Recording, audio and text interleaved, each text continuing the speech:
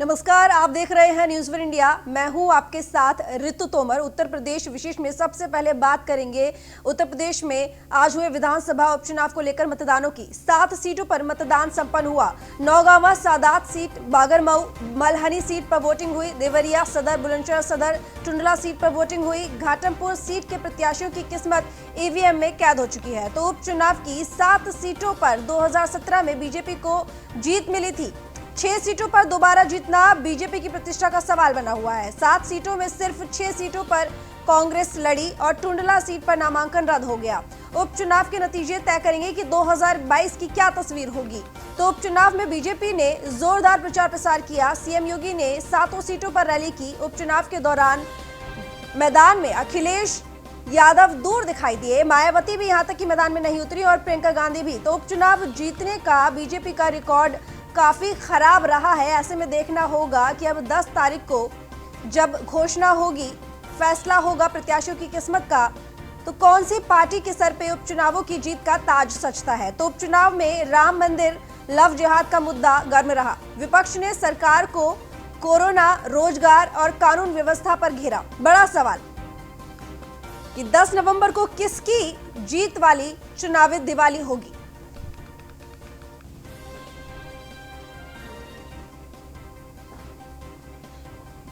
तो 7 सीटों पर मतदान संपन्न हुआ। सुबह बता दें आपको 7 बजे से शुरुआत हुई थी मतदान डालने की और 6 बजे खत्म हुआ और 51.22% मतदान हुआ है। 7 सीटों पर ये चुनाव संपन्न हुए। नौगांवा सादात, बांगरमऊ, मलहनी, देवरिया सदर, बुलंदशहर सदर, टुंडला, घाटमपुर सीट के प्रत्याशियों की सभी की किस्मत ईवीएम में कैद हो चुकी है। तो उपचुनाव की 7 सीटों पर 2017 में बीजेपी को जीत मिली थी, लेकिन 6 सीटों पर बीजेपी के लिए दोबारा जीतना वाकई एक बहुत बड़ी प्रतिष्ठा का सवाल है। जो तस्वीरें आप देख रहे हैं, नौगांवा सादात, बुलंदशहर सदर seat, Tundla seat, Ghatampur seat और बांगरमऊ सीट की हैं। ये वही सीटें हैं जिन पर मतदान हुआ है आज। तो 5 तस्वीरें इस वक्त आप देख रहे हैं। नौगांवा सादात की सीट की तस्वीरें आप देख रहे हैं। अमरोहा से बुलंदशहर सदर की सीट आप देख रहे हैं, बुलंदशहर की विधानसभा सीट जिस पर उपचुनाव हुआ है। टुंडला फिरोजाबाद जिस पर उपचुनाव संपन्न हुआ, मतदान हुआ। बांगरमऊ सीट उन्नाव की, और वहीं कानपुर से घाटमपुर सीट जिस पर उपचुनाव के लिए मतदान आज संपन्न हुआ। और वहीं 10 तारीख को काउंटिंग होगी और ये फैसला होगा कि कौन सी पार्टी इन उपचुनावों में विजयी होगी। तो उपचुनावों का किंग कौन होगा, ये 10 तारीख को फैसला आएगा और 10 तारीख को कौन सी पार्टी की दिवाली होगी, ये भी देखने वाली बात होगी। लेकिन उपचुनाव बेहद महत्वपूर्ण है। 2022 में विधानसभा चुनाव होने हैं। ऐसे में पृष्ठभूमि जो तैयार करती है यही उपचुनाव करते हैं। लेकिन एक बात जो देखी गई वो ये कि बीजेपी ने तो अपनी पूरी ताकत झोंकी प्रचार प्रसार में इन उपचुनावों में, लेकिन वही बात अगर विपक्ष की जाए, कांग्रेस की जाए, बसपा की जाए, सपा की जाए, तो कोई भी बड़ा चेहरा मैदान में प्रचार प्रसार करने के लिए नहीं उतरा। तो 2 तस्वीरें आप देख रहे हैं। देवरिया सदर सीट की तस्वीर है। मलहनी सीट पर जो चुनाव हुआ है, उपचुनाव के लिए जो मतदान हुए हैं उसकी तस्वीर आप देख रहे हैं। तो देवरिया की तस्वीर आप देख सकते हैं।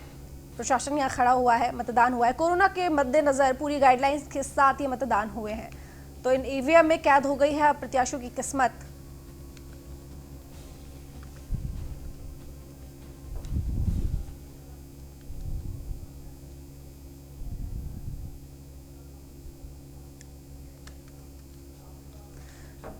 राहुल श्रीवास्तव विशेष संवाददाता हमारे साथ जुड़े हुए हैं। राहुल, मतदान हो चुके हैं, 51.22% मतदान हुए हैं। अब ऐसे में सभी प्रत्याशियों की किस्मत ईवीएम में कैद हो गई है। लेकिन अगर यहाँ पर देखा जाए, ये औसतन मतदान हुआ है, क्योंकि 3 बजे के बाद से ये जो आंकड़ा है बढ़ना शुरू हुआ है। अगर 3 बजे तक देखेंगे तो बहुत ही धीरे धीरे करके मतदान का प्रतिशत बढ़ रहा था। क्या वजह रही इसकी? कोरोना को माने वजह इसकी, या फिर लोगों में रोष मान की विकास के काम से खुश नहीं रही? देखिए, निश्चित तौर पर जो उपचुनाव का जो मतदान होता है वो कहीं ना कहीं ऐसे ही औसतन रहता है। और शायद यही वजह है कि जो उत्तर प्रदेश की 7 सीटों पर उपचुनाव हुआ है वो उसमें औसतन 50% के आसपास ही रहा है जो मतदान करने के लिए निकले हैं।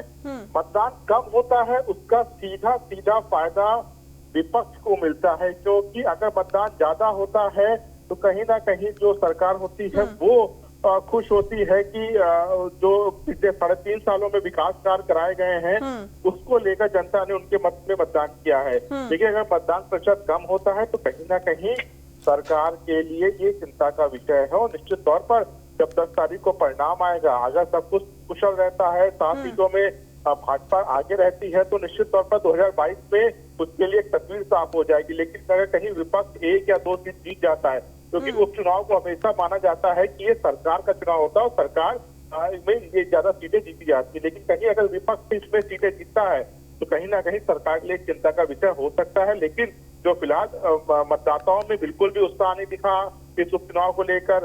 कहीं भी लोग ज्यादा मतदाता निकले, 3 बजे के बाद मतदाता भले जरूर निकले, उसके पीछे कारण हो सकता है कोविड के लेकर, और दूसरा होता है सरकार के कार्य तो पिछले 3.5 सालों में उन्होंने किया है।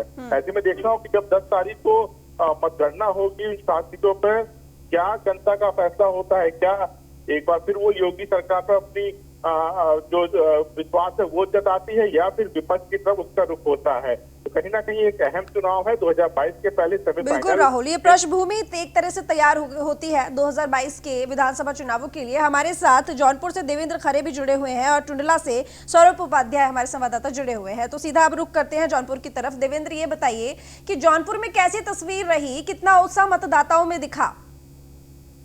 देखिए, आपको बता दें कि जौनपुर में मतदाताओं की उत्साह नहीं दिखा। 55% 5 बजे तक पड़ा जरूर है, लेकिन जो 70 के 80 के % के उम्मीद की जा रही थी, लेकिन यहाँ के क्षेत्र के मतदाताओं ने वो उत्साह नहीं दिखा जो उत्साह पहले कायम था कि लगातार मुख्यमंत्री योगी आदित्यनाथ 2 बार यहाँ पर जनसभा किए हैं, चुनावी जनसभा किए हैं। तमाम कैबिनेट मंत्री, तमाम नेता यहाँ अपना समझ लीजिए कि पूरा घर बनाए थे 2 महीने से, लेकिन यहाँ पर ऐसा कुछ दिखा नहीं कि मतदाताओं के साथ कि मतदाता की लंबी लाइन देखने को मिले। 55% जरूर यहाँ पर वोटिंग हुई है, लेकिन ऐसा खासा उत्साह मतदाताओं ने दिखा। आपको बता दें कि मल्ली जो उपचुनाव है पूरी तरह हार्ड सीट मानी गई है उत्तर प्रदेश।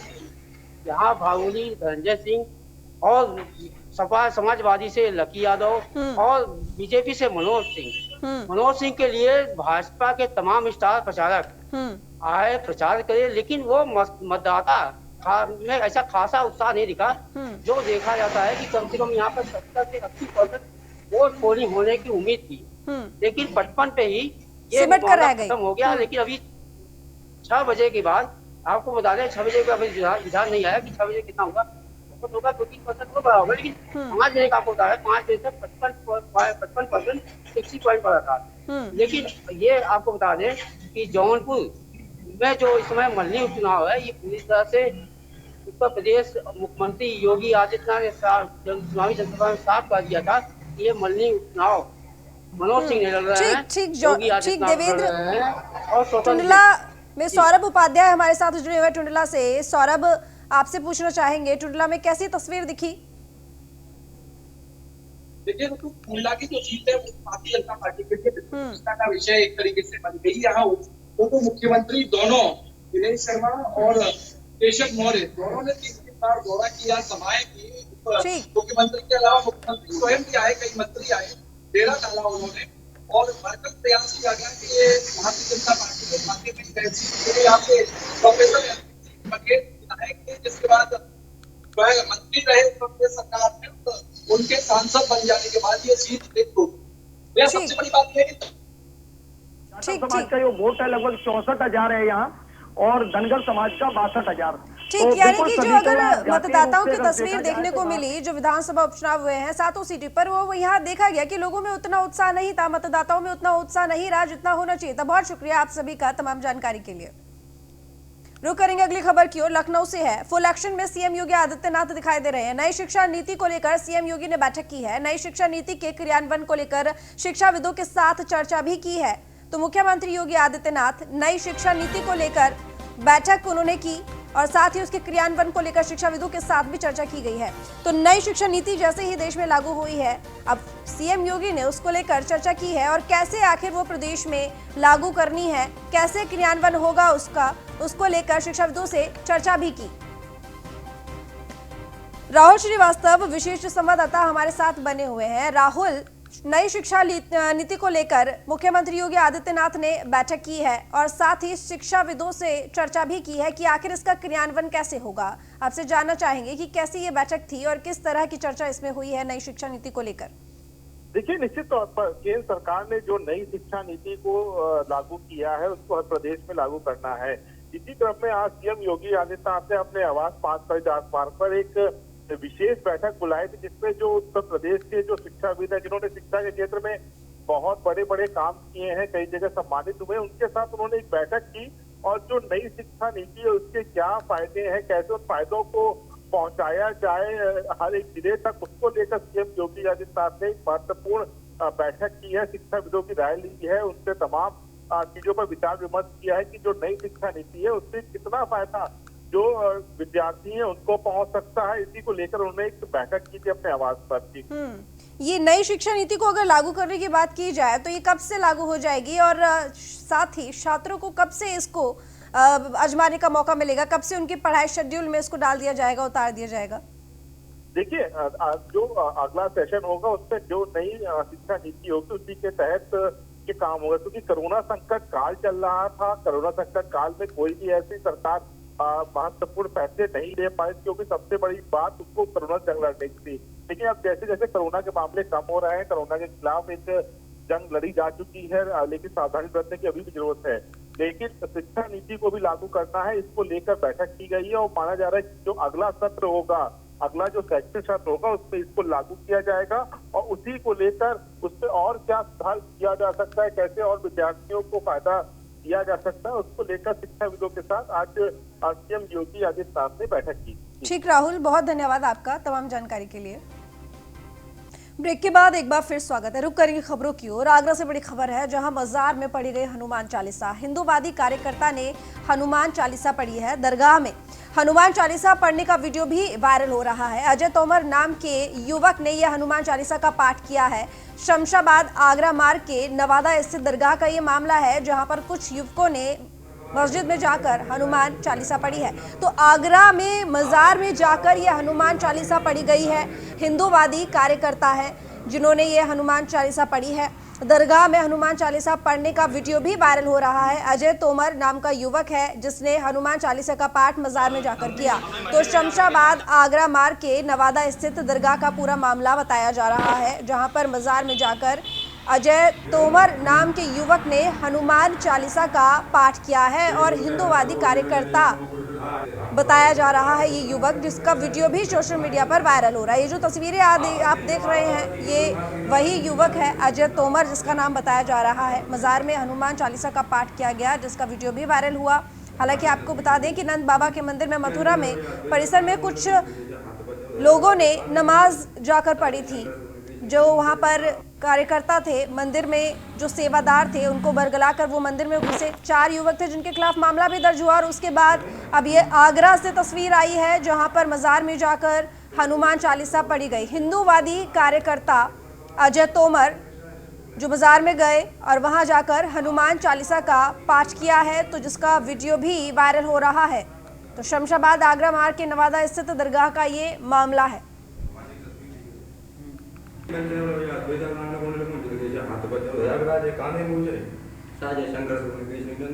हमने भी जाकर के ईदगाह में और अपने मस्जिद में जाकर के हनुमान चालीसा का पाठ किया था और हमारा कोई जुर्म नहीं। जय श्री राम, जय श्री राम। में नमाज पढ़ी जाती है तो हमारा अपनी बनता है भाईचारा बढ़ाने के लिए हम भी मस्जिद में जाकर के हनुमान चालीसा पढ़ सकें। इस मंदिर में पढ़ी थी जब नंद बाबा के मंदिर में पढ़ी गई थी दरगाह नगरी में, तो हमने भी जाकर के ईदगाह में और अपने मस्जिद में जाकर के हनुमान चालीसा का पाठ किया था और हमारा कोई जुर्म नहीं। जय श्री राम, जय श्री राम, जय श्री राम। मैं एक बात बड़ी स्पष्ट कर देना चाहता हूं कि जनपद मथुरा का पुलिस और प्रशासन पूरा मुस्तैद है।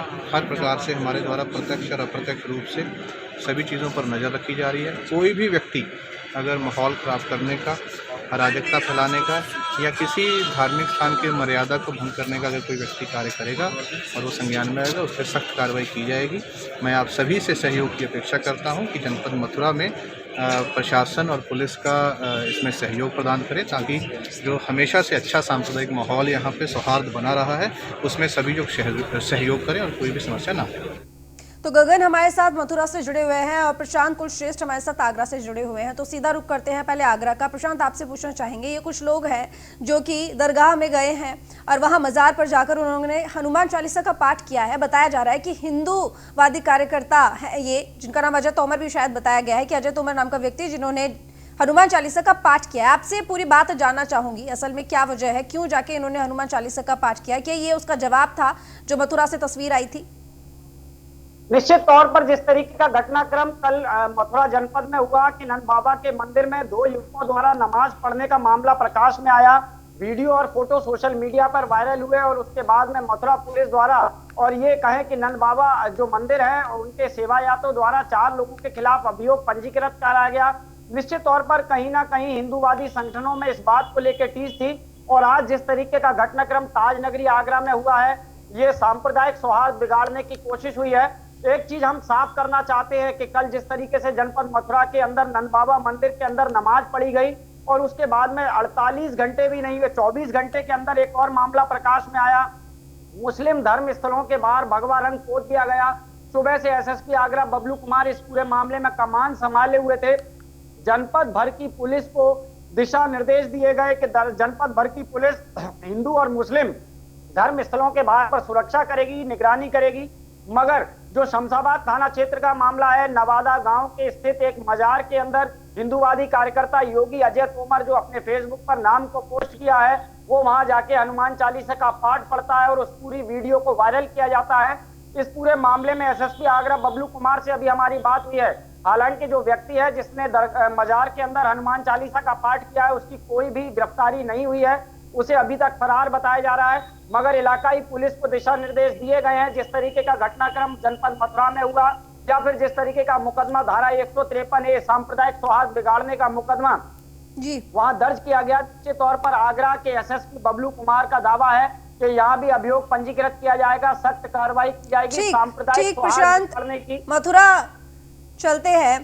गगन, जब कल ये तस्वीर आई थी कि कुछ लोग नंद बाबा के मंदिर में परिसर में जाकर नमाज पढ़ते हैं तो उनके खिलाफ एफआईआर दर्ज कर ली गई और आज ये तस्वीर आई है आगरा से जहां नमाज मंदिर में माफ कीजिएगा मजार पर जाकर हनुमान चालीसा का पाठ किया गया है कुछ हिंदूवादी कार्यकर्ताओं के द्वारा। तो अब इस वक्त मथुरा में कैसी हलचल देखने को मिल रही है? देखिए, मैं आपको स्पष्ट तौर पे स्पष्ट कर देना चाहता हूं कि जैसे ही नंद भवन में मुस्लिम समुदाय के लोगों द्वारा नमाज अदा की गई, उसके बाद मैं हिंदूवादी संगठन और मथुरा के मौजूदा सेवायत और साधु संतों में एक रोष व्याप्त था। उसके बाद में उसके चलते जैसे ही मीडिया में अब नमाज अदा करते ही मीडिया में प्रसारित होने के बाद जो है हिंदूवादी संगठन जो है एक तरीके से बिल्कुल एक्टिव हुए और आज मथुरा से भी गोवर्धन के पास एक ईदगाह मस्जिद में भी कुछ लोगों ने हनुमान चालीसा का पाठ किया है। वहीं प्रशासन का कहना है कि प्रशासन पूर्ण रूप से मुस्तैद है और इस पर नजर बनाए हुए कि कोई भी व्यक्ति सौंदर्य को और माहौल को खराब करता है तो उसकी जल्द से जल्द गिरफ्तारी कर उसके खिलाफ कार्रवाई की जाएगी। हालांकि जिन लोगों ने नंद बाबा मंदिर में नमाज अदा की थी उनके खिलाफ अभियोग पंजीकृत कर लिया गया था। उनमें से एक व्यक्ति को जो है गिरफ्तार भी कर लिया गया। लेकिन उसके बाद जो है आज जब मथुरा के गोवर्धन में एक ईदगाह मस्जिद में 4 युवकों द्वारा हनुमान चालीसा का पाठ किया गया और वहीं आगरा में भी एक मजार में जो है एक युवक द्वारा हनुमान चालीसा का पाठ किया गया। कहीं न कहीं ये सांप्रदायिक माहौल को खराब करने की कोशिश की जा रही है। बिल्कुल बिल्कुल, बहुत शुक्रिया आप दोनों का तमाम जानकारी के लिए। तो 3 तस्वीरें इस वक्त हम आपको न्यूज़ वन इंडिया की टीवी स्क्रीन पर दिखा रहे हैं। पहली जो तस्वीर है वो मजार में हनुमान चालीसा,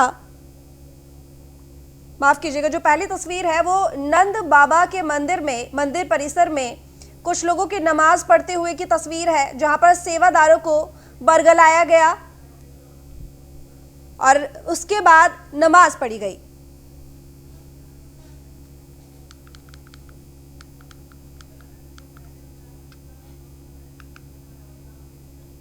रुक करेंगे अगली बड़ी खबर की ओर। मेरठ से है जहां लव जिहाद पर एमएलए संगीत सोम का विवादित बयान सामने आया। हिंदुओं को विधायक संगीत सोम ने नसीहत दी है कि पुलिस और कानून का इंतजार नहीं करना चाहिए।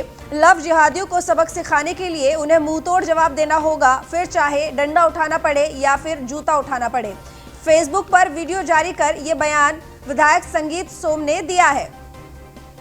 तो बीजेपी के फायर ब्रांड के नेता संगीत सोम ने एक बार फिर से नसीहत दी है हिंदुओं को कि पुलिस और कानून का इंतजार नहीं करें, बल्कि लव जिहादियों को सबक सिखाने के लिए उन्हें मुंहतोड़ जवाब दें, फिर चाहे डंडा उठाना पड़े या फिर जूता उठाना पड़े। तो फेसबुक पर वीडियो जारी करके ये बयान विधायक यहाँ पर संगीत सोम ने दिया है।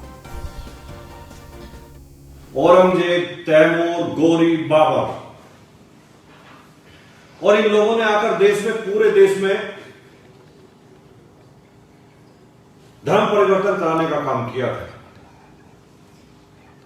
और धर्म परिवर्तन राजी नहीं, गैर राजी और जबरदस्ती धर्म परिवर्तन देश में कराया गया। दोस्तों, आज सेम उसी तर्ज पर पूरे देश में लव जिहाद चल रहा है। लव जिहाद की स्थिति आप जान रहे हैं कि देश में किस तरीके से तेजी से बढ़ रहा है।